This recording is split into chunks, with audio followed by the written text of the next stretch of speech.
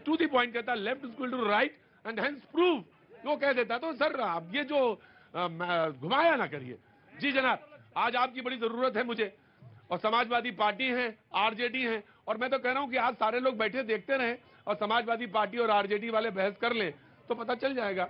एक ये है समाजवादी वाली पार्टी जो बगैर रामचरितमानस को उद्धृत किए हुए, यानी उसकी पंक्तियां सुनाए बगैर डिबेट नहीं शुरू करते, और एक आज उनको डिफेंड करना है, आरजेडी वालों को डिफेंड इसलिए कह रहा हूं कि जो इनके शिक्षा मंत्री ने बात कही है बिहार में और नालंदा में बोली है, नालंदा में कही गई बात, ओपन यूनिवर्सिटी का कोई फंक्शन था शायद, वहां कही गई, तो बहुत महत्वपूर्ण है। आपको बात शुरू करनी है, आप शुरू करिए। उन्होंने कहा कि रामचरितमानस जो है नफरत फैलाती है, द्वेष फैलाती है समाज में। जी आया।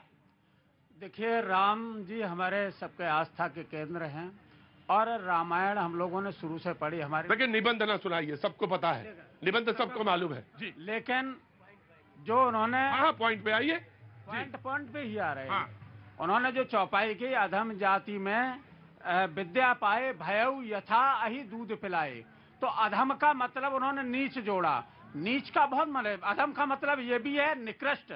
अधम का मतलब पोद्दार साहब, जब विद्वानों की बातचीत हो रही हो तो बीच में ना आया जाता है। विद्वान जब मिल रहे हो, मैं ये नहीं कह रहा, नहीं रुकिए,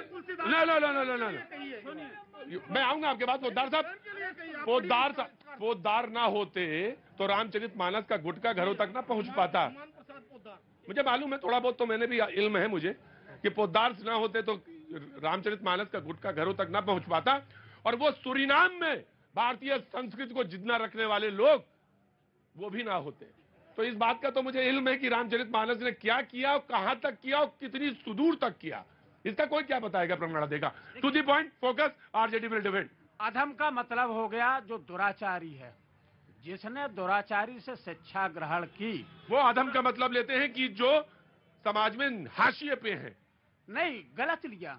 नीच का मतलब जिसके कार्य निकृष्ट हो, दुराचारी भी उसका अर्थ है, दुष्ट भी उसका अर्थ है। जो दुष्ट से शिक्षा ले, जो दुष्ट से दुराचारी से शिक्षा ले, उसका मतलब ये हो गया कि दूध मतलब सर्प को दूध पिलाने के समान उन्हें पूरी रामचरितमानस पढ़नी चाहिए, तब उनको समझ में आएगा। उन्होंने एक जगह और कहा, उन्होंने विप्रों के लिए भी कहा, उन्होंने ये कहा कि विप्र निरक्षर लोलुपकामी निराचार सठ ब्रसली स्वामी। उन्होंने तो ब्राह्मणों के लिए भी कह दिया। तो समझने की बात है कि आपने उसको किस तरीके से लिया। उन्होंने ये भी कहा, मैं आया।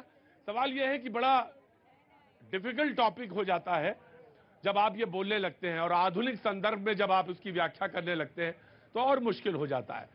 लेकिन आरजेडी के विधायक, मंत्री, शिक्षा मंत्री ये कहते हैं कि रामचरितमानस, और इसके बारे में तमाम सारी चीजें कही गई, लेकिन वो ये कहते हैं कि वो विद्वेष फैलाने वाला ग्रंथ है, विद्वेष बंटवारा करता है समाज। नहीं, मैं आता हूं।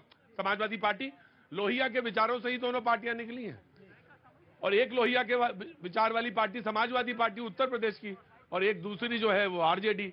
जनाब साहब, हम लोग कर्पूरी ठाकुर, आदरणीय कर्पूरी ठाकुर जी के विचारधारा और लोहिया जी के मानने वाले लोग हैं। धर्म हमारी आस्था जरूर है, धर्म को हम लोग मानते हैं। बचपन से रामायण पढ़ाया गया है, सुनाया गया है। जब धर्म की परिभाषा इन्होंने 2014 में इन्होंने अलग। अरे मैं यहाँ बात नहीं कर रहा, रुको भाई, मेरी बात सुनो ना, मेरी बात सुनिए। अरे आज आपके राम, सबके राम, इसके राम, उसके राम, मैं भी भगवान कृष्ण का वंशज हूँ। सुनो भाई, एक मिनट, अरे डरो मत, हम बात सुनिए। भगवान कृष्ण के वंशज हूँ। भगवान कृष्ण जो है गीता में जितनी रामायण पढ़ाया है ना, ठीक है, सब विश्व गुरु सब उसको मानता है। आज इस्कॉन टेम्पल पूरे विश्व में है। भैया सुनो मेरी, मैं मंत्री जी हमारे बड़े हैं और भगवान राम सबसे बड़े हैं। सुनो, पहली बात, हम दोनों पे टिप्पणी नहीं करना चाहते हैं, हम इनसे अभी 1 to 1 बात कर रहे हैं, ठीक है ना। बीच में बाद में आप आएंगे, बाद में आएंगे। धर्म और आस्था को 2014 के बाद इस तरह से डिफाइन। आप 2014 के संदर्भ में जवाब देंगे या रामचरितमानस के संदर्भ में जवाब देंगे, मुझे ये जानना है। जी मैं आया जी। एक बात कहना चाहूंगा आपसे। हाँ। आपके मंत्री कोई भी बयान देते हैं धर्म के ऊपर या रामचरितमानस के ऊपर, और आप लोग आके जो यहाँ पे लीबा पोती करते हो, कट टू कट बात क्यों नहीं कर पाते हो आप लोग? और अगर आप कट टू कट बात कर सकते हो तो रामचरितमानस पे बात कर लेते हैं। आपका मैं एक व्यक्तिगत टिप्पणी करूं आपको? व्यक्तिगत ना करना, लो लो लो लो लो लो लो, अरे अनर्थ हो जाएगा। लो लो लो लो लो, व्यक्तिगत टिप्पणी। देखो मेरे मैं भी मर्यादाओं में बंधा हुआ व्यक्ति हूँ। नहीं किन्होंने? नहीं नहीं नहीं नहीं नहीं नहीं नहीं नहीं नहीं नहीं ठेका मैं भी टेका लगा भाई, ठीक है मैं पूजा नहीं तो मौलिक अधिकार है। आप कौन होते हो मेरे तिलक पे बात करने वाले? आप कौन हो मेरे रामचरितमानस पे बात करने वाले? आपकी औकात क्या है मेरे रामचरितमानस पे बात करने की? आपका 9वीं फेल मंत्री, आपका डिप्टी सीएम 9वीं फेल होके रामचरितमानस पे बात करेगा? हमारे रोम में बसते हैं राम। आपकी औकात क्या है मेरे तिलक पे बात करने की? कौन हो आप? आपने कैसे हिंदुत्व को वो कर दिया इस देश में? एक बात बोलना चाहूंगा। इस देश में एक नुपुर शर्मा आज गुमनामी की जिंदगी जी रही है, एक मौलाना के भड़काए हुए बात पे बोलने पे, और हमारे धर्म के ऊपर लोग बोलते हैं। जनाब रुको, मैं आया। कहाँ से आना हुआ? बेटा अरे इधर। जनाब कूल डाउन। पहली बात तो